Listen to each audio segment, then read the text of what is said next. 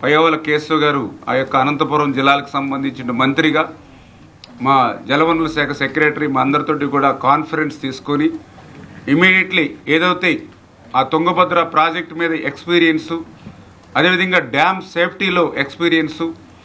గతంలో మన పోలవరం ప్రాజెక్టుకి గేట్ల ఏదైతే అమరికలో సైతం మరి నిపుణత కలిగినటువంటి కన్నయ్య నాయుడు గారిని అక్కడ మనం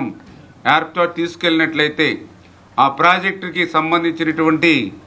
మరి ఇమీడియట్లీ ఆ గేట్ స్థానంలో మరి పునర్నిర్మాణం చేసేటువంటి అవకాశం ఉంటుందని ఏదైతే చంద్రబాబు నాయుడు గారు చెప్పడం, మరి ఆయన ఇచ్చినటువంటి డైరెక్షన్ ప్రకారం హైదరాబాదులో అప్పటికే ఆయన కంటికి ఆపరేషన్ చేయించుకుని మరి రెస్ట్ తీసుకుంటున్నా కూడా జాతి ప్రయోజనాలను దృష్టిలో పెట్టుకుని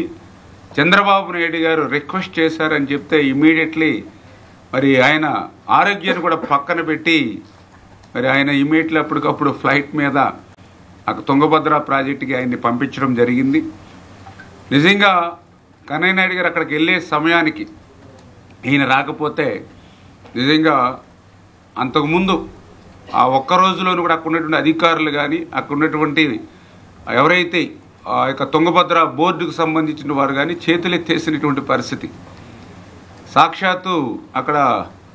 ప్రభుత్వం ఉప ముఖ్యమంత్రి గారు కూడా మీరు చూశారు. ఈ యొక్క 19వ గేటు స్థానంలో మళ్ళీ ఈ యొక్క స్టాప్ లాక్ గేట్ని ఏర్పాటు చేయాలని అంటే దగ్గర నెలాఖరు వరకు సమయం పడుతుంది. ఖరీఫ్ పంటకే కాదు త్రాగునీరుకి కూడా ఇబ్బందికరమైన పరిస్థితి వస్తుంది అని చెప్పి ఆ రోజు అనుకునేటువంటి స్థితిలో మరి ఈ యొక్క కన్నయ్య నాయుడు గారు అక్కడ ఒక టీంని రెస్క్యూ టీంని ఏర్పాటు చేసుకుని ఆయన సారథ్యంలో నిజంగా ఆంధ్రప్రదేశ్ రాష్ట్రంలోనే కాదు భారతదేశ చరిత్రలోనే ఒక అపూర్వమైనటువంటి ఘట్టం. ఎందుకంటే వేల క్యూసిక్ల వరద నీరు ప్రవహిస్తుండగా స్టాప్ లాక్ గేట్ని ఏర్పాటు చేస్తానని ఆయన ధైర్యంగా అటు సిడబ్ల్యూసీని కానీ అటు తుంగభద్ర బోర్డు కానీ అనుమానాలు వ్యక్తం చేసిన ఎస్ నా ఎక్స్పీరియన్స్ 50 years అని చెప్పి ఆయన మరి ఏదైతే ఆ స్టాప్ లాక్ గేట్స్ను కూడా, ఎందుకంటే అది కూడా 60x20 సైజు ఉన్నటువంటి గేట్ని కూడా దాన్ని 5 బిట్లుగా డిజైన్ చేసుకొని కన్నయ్య నాయుడు గారు అవి కూడా ఒక్కరే చేస్తే ఆలస్యం అవుతుందని అటు జిందాలు అటు హిందుస్థాను అటు ఏదైతే నారాయణ ఇంజనీరింగ్ ఇట్లా 3 వాటికి అట్లు మళ్ళీ మరియు తయారీకి అప్పచెప్పి యుద్ధ ప్రాతిక మీద ఆయన గేట్స్ని అమర్చడం వల్ల ఈరోజు దగ్గర ఒక 40 టీఎంసీల నీరుని ఈవేళ మనం కాపాడుకోగలిగాం. ఈరోజు దగ్గర 77 టీఎంసీల నీరు ఉంది. నిజంగా ఆ యొక్క 19వ గేటు స్థానంలో ఆ స్టాప్ లాక్ గేట్ని ఆ రోజు మనం ఏర్పరచుకోలేకపోతే ఈరోజు ఆ 35-40 టీఎంసీలకి అది పరిమితం అవును. అది డెడ్ స్టోరేజీ. మనకి ఏమాత్రం కూడా మరి సాగునీరులో కానీ త్రాగునీరు కానీ లేనిటువంటి స్థితిలో ఈవేళ ఆ యొక్క కర్ణాటకతో పాటు మన రాయలసీమ ప్రాంతం కూడా తీవ్రమైనటువంటి దుర్భిక్షమైనటువంటి ఇబ్బందికరమైనటువంటి పరిస్థితి వచ్చి ఉండేది.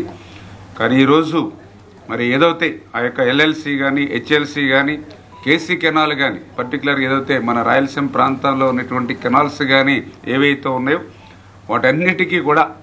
మళ్ళీ సమృద్ధిగా త్రాగునీరు సాగునీరు అందించగలుగుతూ ఉన్నామని అంటే మరి ఏదైతే కన్నయ్య నాయుడు గారు ఆయన ఆరోగ్యాన్ని సైతం పక్కన పెట్టి అక్కడ వర్క్ చేయడం, అందుకు ఒక ఇన్స్పిరేషన్గా ఆ రోజు మన ముఖ్యమంత్రి చంద్రబాబు నాయుడు గారు కూడా ఆ చొరవ తీసుకొని దాన్ని ఎట్లా మనం కట్టడి చేయాలి, ఎట్లా మనం ఆ వాటర్ని కాపాడుకోవాలనేటువంటి ఆలోచనతో ఎవ్రీడే ఆయన కూడా ఎంతవరకు వర్క్ అయ్యిందని ఎప్పటికప్పుడు ఇన్స్పెక్షన్ చేసుకుంటూ సిడబ్ల్యూసి కూడా ఆ డిజైన్స్ని తొందరగా యాక్సెప్ట్ చేయకపోయినా కూడా చంద్రబాబు నాయుడు గారు కూడా మళ్ళీ మరి ఢిల్లీ సీఎంఓ ఆఫీస్కి కూడా ఇన్స్ట్రక్షన్స్, పిఎంఓ ఆఫీస్కి కూడా ఇన్స్ట్రక్షన్స్ ఇచ్చి మరి ఆయన ఇచ్చినటువంటి డిజైన్స్ ఇవిగా ఆయనకి ఎక్స్పీరియన్స్ ఉంది, ఆయనకి కొంచెం స్వేచ్ఛని ఇవ్వండి, ఆయన పని చేయగలుగుతారు, తద్వారా కర్ణాటకతో పాటు మా ఆంధ్రప్రదేశ్ రాయలసీమ కూడా మేము సేవ్ చేయగలుగుతాం ఫార్మర్స్ని ఆయన కూడా చంద్రబాబు నాయుడు గారు కూడా ఎప్పటికప్పుడు మానిటరింగ్ చేసుకుని కోఆర్డినేట్ చేయడం వల్ల ఇది సాధ్యమైంది. ఇట్లా వరద నీటిలో స్టాప్ లాక్ గేట్స్ని ఏర్పాటు చేయడం నిజంగా ప్రపంచమంతా కూడా చూడడం జరిగింది.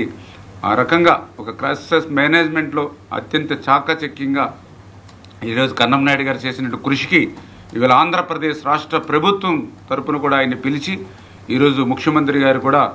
మరి ఆయన్ని మన రాష్ట్ర రైతాంగం తరపున ప్రత్యేకించి రాయలసీమ ప్రజల తరపున ఆయన్ని ఘనంగా మరి ఆయన కూడా మరి సత్కరించుకోవడం జరిగిందనేటువంటి విషయాన్ని కూడా ఈ సందర్భంగా మరి తెలియజేసుకుంటూ